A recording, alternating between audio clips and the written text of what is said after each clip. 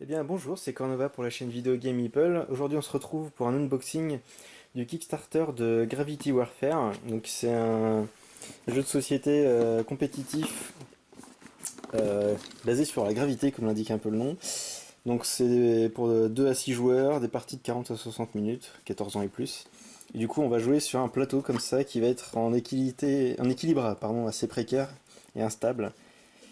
Donc hop, on va voir ça tout de suite. Donc là on a la règle. Alors, qui explique comment monter le plateau, la disposition en jeu, l'installation du jeu et la mécanique du jeu, explication de quelques habilités de personnages et de cartes, le scoring, détail de certaines cartes, et voilà. Donc là, il n'est pas très long, dessous. Une fiche de référence par rapport au dé, parce qu'en fait on va avoir un dé qui va nous donner dans l'emplacement où on va devoir poser certains de nos vaisseaux, pions et bases et compagnie. Et en fonction de la face du plateau qu'on va utiliser, donc soit la face planète, soit la face vaisseau, du coup ça redétaille à quoi correspondent les différentes faces des dés, à quelle zone ça correspond. Et ici on a à nouveau un résumé en gros je pense de toutes les cartes qui existent. Hop, donc là on a le contenu, donc ça explique tout le contenu de la boîte. Et qu'ils ont aussi inclus des cartes vierges qu'on peut fabriquer soi-même et des cartes de personnages aussi qu'on peut faire. Hop, donc là on a en ouvrant le plateau. Donc c'est un grand plateau comme ça recto verso, donc vous voyez, côté avec les planètes, côté vaisseau. Alors du coup c'est du bois, je sais pas, ça se voit beaucoup, mais en fait c'est une sorte de planche de bois avec dessus une espèce de... En fait c'est imprimé, c'est pas du papier, c'est une espèce de gomme un peu. Donc ça accroche un petit peu mais pas trop. Ça fait un peu penser à... pas vraiment du tapis de souris, je ne saurais pas trop dire. Et du coup c'est légèrement en gomme en fait, ce qui va permettre de retenir les pièces. Et du coup ce plateau là va se retrouver en équilibre grâce à ce petit système là. Hop, j'ai essayé de rien faire tomber. Donc on a ici le pied. Ok.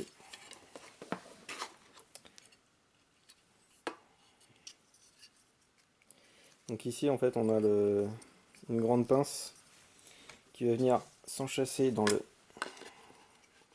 plateau. Alors que je me gourre pas, c'est bon. On a une petite vis ici qui permet de serrer un petit peu, éviter que ça tombe. Donc il n'y a pas besoin de serrer à mort, hein, c'est juste pour tenir. Et on a ici un petit palier, alors en fait ça c'est deux aimants.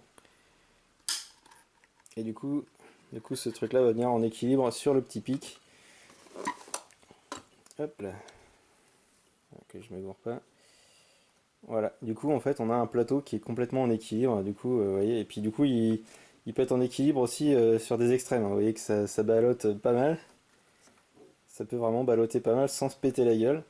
Le plateau ne tombe pas en fait, c'est conçu pour que le plateau ne tombe pas, par contre les pièces qui sont dessus, forcément plus ça va pencher, plus ça va partir en vrille, donc le truc il peut tourner sur lui-même et tout ça, donc voilà. Et du coup on a les différentes faces, alors ce petit système là en fait ça permet de rééquilibrer le système si on a besoin. Parce que si je le mets dans un sens, là il est à peu près équilibré, il penche un petit peu par là donc je peux le reculer. Si je le recule, bon je l'ai reculé un peu trop. Ça permet d'équilibrer le... C'est une manière intelligente de rééquilibrer le plateau assez rapidement. Voilà. Voilà, ça se pose comme ça. Donc il peut le visser, le dévisser pour du coup le changer de face. Donc ça c'était le plateau. Dans la boîte, on a un jeton. Alors ça c'est du coup c'est lié au Kickstarter, qui est en gros une pièce en métal pour remercier les backers. La pièce du backer royal. On a ici, du coup, dans les différentes couleurs, on a les vaisseaux, les différentes pièces de chaque joueur en fait qu'on va devoir poser sur le terrain. Donc c'est des pièces, alors c'est du plastique assez mou en fait, ça me surprend un peu. Mais bon après c'est vrai que comme ça va tomber, éventuellement il faut que ce soit quand même assez résistant. Donc là du coup on en a deux de chaque couleur j'ai l'impression, ouais. Donc là c'est des vaisseaux, on en a deux de chaque couleur. On a également des espèces de bases comme ça, là. Donc, pareil avec le... Donc là du coup c'est plus solide parce que c'est plus épais comme plastique. Donc encore une fois on en a 2 par joueur. Et on a également 2 bases comme ça par joueur. C'est sont légèrement différentes et du coup on voit aussi que c'est conçu pour pouvoir s'empiler éventuellement.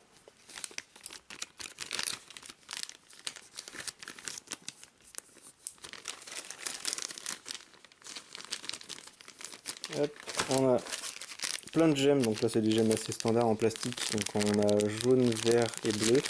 Alors 2 souvenirs et noir. 2 souvenirs, ça c'est pour les points de victoire et peut-être d'autres effets, je ne sais plus. On a des dés custom du coup. Hop. Un dé de couleur. D'accord. Donc en fait on a un dé 8 faces pour chacune des faces du plateau. Donc là ça a l'air d'être le côté planète et là le côté vaisseau. Avec des couleurs différentes pour s'y retrouver.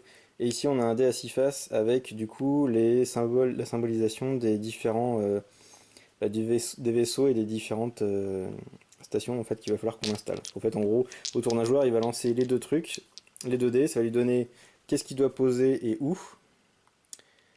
Et après ça peut se compliquer parce que du coup en plus de ça on a également des cartes.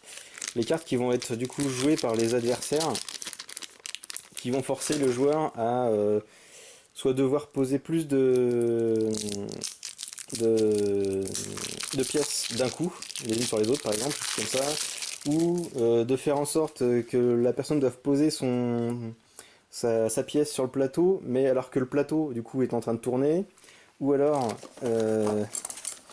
il doit le faire mais en utilisant ses baguettes. Donc voilà. Donc voilà, du coup on a les différentes cartes qui sont utilisées par les autres joueurs qui peuvent du coup donner des difficultés. D'accord, donc ça peut résumer. Différents challenges. Donc là par exemple, oui, la pièce, normalement une pièce doit être positionnée au minimum, il doit y avoir la moitié de la pièce, la pièce qu'on doit poser qui doit être dans la zone qui nous a été définie par le dé. Et par exemple là c'est un challenge où il faut absolument que l'intégralité de la pièce se trouve dans la zone correspondante. Chop it, donc ça oblige quelqu'un à faire un tour, l'équivalent d'un tour qui a été fait, donc ça c'est des cartes supplémentaires vierges. Challenge, du coup il faut placer placer la pièce les yeux fermés, ça va pas être simple. Là il faut... D'accord, donc là il faut faire la même chose une deuxième fois, donc ça complique les choses. Donc, il y a plein de choses comme ça, plein de choses différentes. Plein d'événements différents. Donc là par exemple avec comme je disais, avec des 2 pièces enchâssées l'une sur l'autre, donc forcément du coup c'est plus compliqué. Là ça permet de forcer quelqu'un à reprendre une de ses pièces. Là du coup ça oblige du coup à faire le challenge où le plateau doit être en train de tourner sur lui-même et que la personne doit le faire. Donc vous imaginez que si vous combotez les trucs genre le plateau doit tourner et en plus il doit le faire avec des baguettes et un compagnie, ça devient vraiment chaud. Là ils doivent les empiler en gros, téléporter. Donc là vous voyez avec le faire avec les baguettes, des choses comme ça. Donc voilà, c'est plein de challenges bien retors pour mettre des bâtons dans les roues des autres. On a également du coup des cartes. Alors Dox, je pense que ça doit être des cartes supplémentaires liées au Kickstarter. Donc là on a si j'arrive à l'ouvrir. Des cartes de défense, d'accord. Et du coup ouais, ça permet d'éviter de jouer cette carte pour éviter un challenge. Ouais, pas mal. Effectivement, je pense que ça peut être bien utile. Et là du coup on a... Chacun en fait va avoir en gros une race d'alien qui va lui donner un pouvoir spécial. Donc en fait là, ça c'est des vierges. Et du coup voilà, donc par exemple celui-là, oui d'accord, donc en fait on a une limite de cartes en main et puis voilà, et du coup lui il commence avec plus de cartes et sa limite de cartes en main est plus grande. Donc lui il peut téléporter les choses, donc voilà, et chacune des races va avoir sa petite capacité spéciale en plus du coup. Et on a du coup des cartes supplémentaires pour fabriquer d'autres factions si jamais on a envie. Donc voilà, le contenu assez simple, mais du coup avec une mécanique de jeu où on a notre plateau qui va bouger, qui va bouger, qui va être instable, et puis bah forcément plus il va y avoir de pièces dessus, plus ça va pencher d'un côté ou de l'autre, et en fait ça va être de plus en plus compliqué.